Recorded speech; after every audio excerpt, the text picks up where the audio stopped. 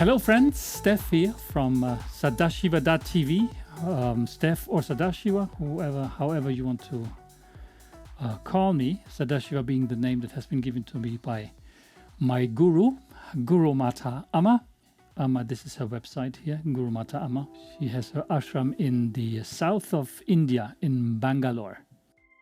Today's topic, titled Become Who You Really Are, and what it actually means. I'd like to teach at some point in time, some of those videos will be done to teach you, if that's of interest to you, the techniques that I'm referring to. Most of us, when we were asked, who are you, we point to this here, our body, obviously. For everyone would be obvious that this is me. But as you may have the suspicion already, if you have listened to more than one of my live streams or my recordings, you will very quickly realize that that is not what I think we are or who I am. And a very simple exercise that I'd like to give you is the following. If you close your eyes and you imagine your body as something that you would be able to observe from the outside, which is often the case when we are meditating. So it is possible, you realize, to be an observer of your own existence, your own body. And the very simple fact that you're actually able to do this immediately should provide you with the insight that if there is an observer and an object that can be observed, then these two must be two different things. I mean by that, if you as an observer can observe, imagine, visualize you sitting there, then you, the observer, which is something that is quite possible to achieve with meditation, you realize that if the observer is distinct from the body which is observed, then this body cannot be you. You must be something else. So the next approach then is for people to think, well, okay, if I'm not this body, then what am I? Maybe it's the mind, my thoughts. And that too, very often when you go into the practice of self-observation, meditative practice, you're able to realize that your thoughts and what's going on in your mind can be observed. It's actually a very important meditative practice to observe your own mind, to realize that there is something that seems to have its own life within yourself, thoughts of never-ending nature. And very quickly you again become to realize, well, wait a minute, if I'm able to observe my thoughts, then my thoughts and I, whoever that I is, must be two different things. So the logic conclusion would be that you cannot be your thoughts, you cannot be your mind. So that being said, who are we? Who am I, if we ask ourselves that question? And why is it important, if it is important? As far as I'm concerned, and for those of you who know me teaching other stuff than spiritual matters, other things than meditation, other things than the hidden things, you also know that I am the CEO of a digital marketing agency. I'm not just teaching yoga, I'm not just teaching meditation. I am very much entrenched in everyday life with my agency clients, with things that have to be taken care of in terms of Google Ads campaigns, Facebook campaigns, social media marketing, conversion rate optimization, Google Analytics, you name it. I'm right in the midst there with my clients. So why am I meditating, or why am I interested in the question of who I am? As a matter of fact, I've always been interested in that area. So it's not something that has been acquired through time. As a little boy, I remember that those questions related to the hidden things have always been of interest to me. Just to give you an example, one of the first, I think it was the first book that I ever bought, was a book of astrology.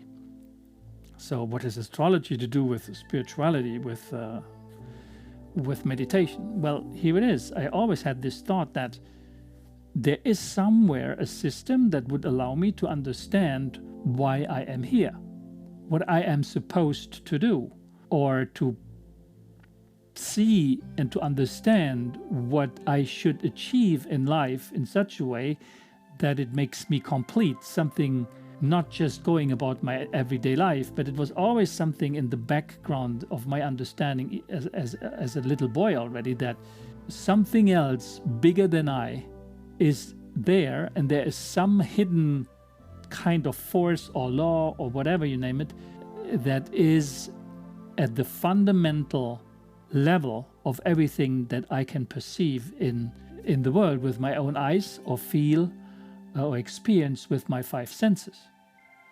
So that's always been there. But as a business person, as the CEO of an agency, I also came to realize that the knowledge of the mind stuff can probably be important to achieving what I'd like to achieve as a business person. And for those of you who have been in contact with things such as the law of attraction or visualization practices like a vision board, so tools that allow us to achieve specific objectives in life. When you become interested in these areas, you also realize that a lot of things that you achieve in life really are completely conditioned by what's going up there in your mind. And I discovered that quite really, like tangibly, when I shift my mindset to want to achieve something in particular, and I put a specific effort behind that in terms of visualization, in terms of observing my thoughts and using the mind in such a way that the achievement of that goal becomes possible or easier, I realized that it's not just possible, but that the mind is at the very root, at the basis of achieving anything in life. So, and coming from that perspective, then I said to myself, well, wait a minute, if that's possible, then why are there certain things that I'd like to achieve that are difficult for me to achieve or not possible to achieve? And why for other people, the same thing is apparently easy to achieve? And from that observation, obviously, you then very quickly become to realize that there is a specific subset of things that are possible for me, which are not possible for other people. And they are somehow related what I'm supposed to learn in this life, supposed to become in this life, supposed to offer in this life to help other people progress, help other people achieve their objectives as well. And at the very basis of all this understanding is really, first of all, to understand how the mind works and what's going on up there. On my website, it's written, become who you really are. What I really mean by that is that we truly are already what we're supposed to become. The thing which is missing is us understanding who we really are by lifting a veil. There's nothing, it's in the sense of there's nothing to be added for us to realize our purpose, to live fully the purpose for which we have been reborn into this life. And I say reborn in the sense of reincarnation, to come back to this life, because that's my profound belief that this is not the only life I have ever lived as a human being, but not just as a human being. There is a progression from to the plant life and to the animal life and then to the human life. There's a progression that seems to be going on. And that what I'm dealing with in terms of purpose for this life is something that I have to find out for myself and to then bring that out in the world. But how do you do that? And I think it's important to do that, because I think that finding our purpose and realizing our purpose is very intimately related with happiness. And if you look closely, everything human beings do is aiming for happiness. We may go about it more or less in the right way, but it always aims at being happy. Some think that a new car will make them happy, and others need a big house to make them happy. Others are very comfortable and happy and content with just taking care of their family and see their kids grow up. That is what makes them happy. So happiness is a very elusive concept, and it's different for each and every one of us, but deep down, that's really what we are looking for. So, and for me as a business person, if I want to be happy, then I need to find my purpose also as a business person. And that's where the mind thing is coming in, because the mind very often tells us a certain story. If you really listen and you observe your mind, when you have the possibility to quieten down your mind, you sit down for 5, 10, 15 minutes of meditative practice and you observe what's going on up there, then you very quickly realize that this mind seems to have a life on its own. In the Hindu culture, by the way, it's literally called the monkey mind, because it's literally jumping from one line of thought to the next line of thought incessantly. It's very difficult to actually achieve a meditative practice where your mind is not jumping from one branch to the next. So, but at the same time, the mind is incredibly powerful to achieving objectives that you may fix for yourself as a business person or in your personal life, whatever. I'm profoundly convinced that you cannot achieve anything without being able to visualize it somehow in your head. You need to have some kind of visual of that, what you'd like to achieve.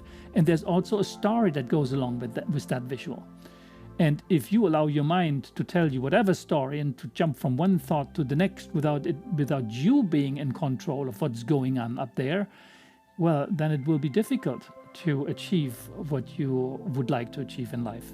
And I'm telling you all this because if you want to get into the control seat of your mind, then you need to start somewhere. And that something is sitting down and just observing the mind, to first understand and to realize that, yes, this is really truly going on in my mind. And to then learn techniques that allow you to guide your mind to realize that what's supposed to be realized in your life for the realization of your own purpose. And for me, as a business person, there's nothing more valuable than to materialize a profounder purpose through what I'm doing, through everything I'm doing, as a father for my family, as a member of my community, as a business person, as the boss of people that I'm working with, as a team. I need to control that in some manner, and it starts with the mind. And I'd like to teach at some point in time, some of those videos will be done to teach you, if that's of interest to you, the techniques that I'm referring to. I was mentioning briefly the law of attraction. I'm convinced, I know that by the power of your mind, you can draw in things into your physical life. You can bring them to become true in your life. But what a lot of people studying or understanding when they read books about the law of attraction don't understand is that there's also something called the law of action. A lot of people read the book, agree with it, and then they sit back on the couch and wait for things to happen. But that's not how it works. If you understand, and I mean by understand, profoundly understand and integrate what the law of attraction really means, it's about working and understanding how energy works. Something that in the Hindu culture, again, it's called prana. You can attract that into your life. You can reinforce it with visualization techniques, with meditative practices as well. But if at some point in time you don't put that into action concretely, it will never happen. So there's a lot of things to understand here. Another book I'd like to mention in that context is The Chimp Paradox. You may have heard about it as well, and some of you may even watch this video, this live stream, from the Chimp Paradox Facebook page that I have set up. Getting in control of the monkey mind is incredibly important to achieve anything in life, specifically to achieve happiness. Happiness, by the way, is not a goal. Happiness is the result of something that you do, and that something that you do is purpose, finding your purpose. Once you find your purpose, the question of happiness is no longer required, because you will be happy. If you do what you're supposed to do, you will be happy. And in terms of a business person or somebody, an online entrepreneur, because I'm offering, as some of you may know, courses for people who want to launch an online business, specifically coaches or online courses about whatever topic, or about digital marketing. So I'm teaching those areas, how to do that. But whenever you have an objective like this, you cannot really achieve it without defining first what your purpose is in life. So to become who you really are is actually about purpose. And as a business person, there are 4 or 5 questions to ask yourself. The first question would be, what am I good at? It's like, in the sense of, what is it that I really like to do? What am I good at? The skill set that you have already. For digital marketers, it's, well, I may be good at Facebook ads. I may be good at PPC ads, Google ads. I may be good at writing, content marketing. Maybe you're good at Google Analytics, analyzing numbers, figures, and understanding what works and what doesn't. Whatever it is, you need to find something you're good at. Because if you haven't anything you're good at, then at least you need to have the objective to acquire a skill that you want to become good at. That's the least you need. But that would be the first question to cover. What are you good at? If you want to build a business based on purpose. The second question would probably be, what does the world need? In the sense of, if I'm good doing something and there is somebody who needs that something but doesn't know how to do this, well, I have here 2 combinations that are pretty damn good. I know something and it is needed by somebody, so there's a market. The world needs it is your market. As a business person, we would define that as a market. The next question to ask would be, what can I be paid for? It's nice to have something you're good at, the skill set. It's nice to have found somebody or a market, a niche that needs it. But what you need is also, if you want to launch a business, is that what you have to offer, people are ready to pay for. That would be an important question to ask as well. What can I be paid for? And the fourth question probably would be, what is it that I love to do? Probably the most important of all those questions is, what do I really love to do? It's okay to have a skill set, but do you love what you're good at? So the combination between those 4 now looks as follows. It's, if you find something you really love to do, and it may be something you haven't even thought about yet. It may be related to something you do as a hobby today. It may be something that gives you joy when you do it, whenever you do it, a practice, something. So you just need to find out whether or not that could actually be a business. Or if it's related to a skill, then it's even better. But then again, something you love to do, something you are good at, the skill set, something the world needs, a market, and something that those people who need it are also ready to pay for. If you combine those 4, and the answer is yes for all of them, then you have found the 5th element, which is in the middle, and that's purpose as a business person. And once that is found, your purpose as a business, then you have something to give to your mind in terms of visualization, because now you know what you want to do. And that thing that you want to do is no longer just motivated by money, which is, by the way, a very bad objective to have in business, just to generate money. Because I think we all can agree on that. You could do a lot of things to make money, but if you're not behind it with your heart, if you don't really love it, if you don't make it a purpose, something with a foundation, then it will be hard to sustain on the long run. It's important as a business person to, first of all, ask yourselves the right questions to find your purpose, because it will make you happy. But at the same time, you need to know the techniques that are required to help you achieve that, what you have found. And that is very often related to working with your mind. Just to give you a little example, some of you listening to me here may have had the idea, the wish, the desire to become an online entrepreneur or an entrepreneur. But maybe you're saying to yourself that, well, I'm not an entrepreneur. I mean, I've never done something like this. Nobody in my family is an entrepreneur. I don't even know where to start. And by the way, I don't really think that that's for me. It's maybe for some others, they can. And by the way, it's not a good, for money, that's not a good reason. I don't want to be perceived as an entrepreneur making a lot of money. But you know already now, by looking at purpose, there's a very good reason to become very successful in life if you have a purpose. And you have the right to make all the money of the world if you found your purpose, because what you found, people need it. We defined that already with that question. If you do something that people need, they need you, and you deserve to be paid for that. That's a very important notion to get. At the same time, you may have a story in your head that prevents you from doing what you should be doing, I'd like to say, not want to do. Stories like, I'm not done for this, I'm not an entrepreneur.